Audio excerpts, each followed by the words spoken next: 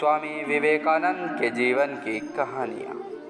स्वामी विवेकानंद के द्वारा माँ काली की उपासना।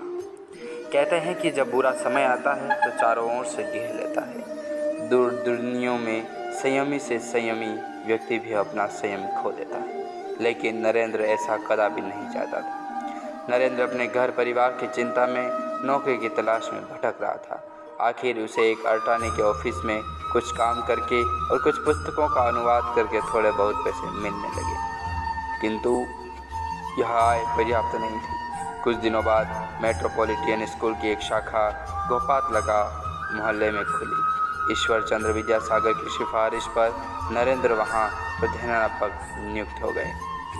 इस तरह परिवार की समस्या काफ़ी हद तक कम हो गई, मगर एक और बड़ी विपत्ति सामने आई कि नरेंद्र के कुटुंबियों ने छल बल से उनके पैतृक मकान पर कब्जा कर लिया। इस कारण नरेंद्र को अपनी माँ व भाइयों के साथ नानी के मकान में शरण लेनी पड़ी। नरेंद्र ने संबंधियों के विरुद्ध हाईकोर्ट में मुकदमा दायर कर दिया। अनेक विपत्तियाँ एक साथ आने से नरेंद्र बहुत चिंतित था।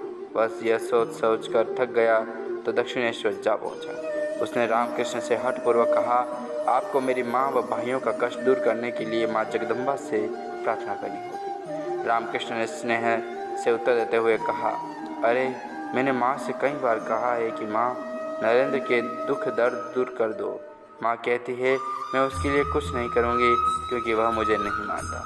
खैर आज मंगलवार है, मैं कहता हूँ आज रात को काली माँ के मंदिर में जाकर माँ को प्रणाम करके तू जो भी मांगेगा माँ तुझे वही देगी। मेरी माँ चिन्मयी ब्रह्म शक्ति है। उन्होंने अपनी इच्छा से संसार का प्रसव किया है, वे चाहे तो क्या नहीं कर सकती।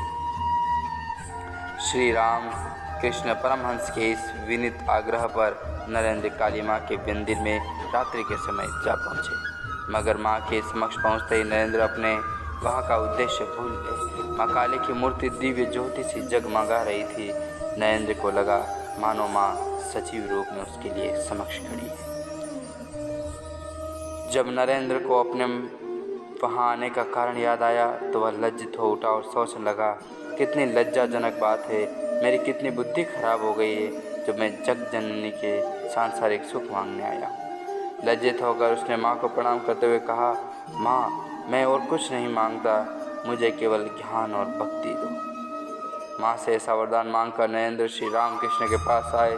तब उन्हें अनुभव हुआ कि वह जो मांगने गए थे वह तो मांगा ही नहीं। जब यह बात श्री रामकृष्ण को पता चली तो उन्होंने पुनः नरेंद्र को माँ के समक्ष जाकर मांगने को कहा।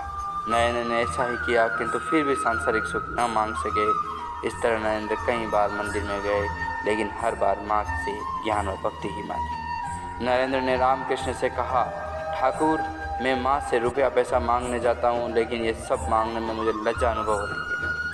रामकृष्ण ने मुस्कुराकर कहा, जिस वस्तु की तुम्हें लालसा ही नहीं है उसे तुम मांग भी कर कैसे सकते हो। नरेंद्र के लिए जब वह दिन नवजीवन लेकर आया, वह माँ काली को नहीं मानता था, किंतु अब मानने लगा। उसके रामकृष्ण से माँ का भजन सीखा और पूरी रात उसी भजन को गाता रहा। इससे बड़ी क्या बात है। मूर्ति पूजा में विश्वास न रखने वाला नरेंद्र खुद मूर्ति पूजक बन गया है। इससे माँ काली का बहुत प्रभाव और बहुत आशीर्वाद हुआ है। माँ काली माँ जगदम्बा के आशीर्वाद से नरेंद्र का जीवन अब बदलने वाला है। बोलिए सियावर रामचंद्र भगवान की जय। माँ काली माँ जगदम्बा सबका कल्याण करे।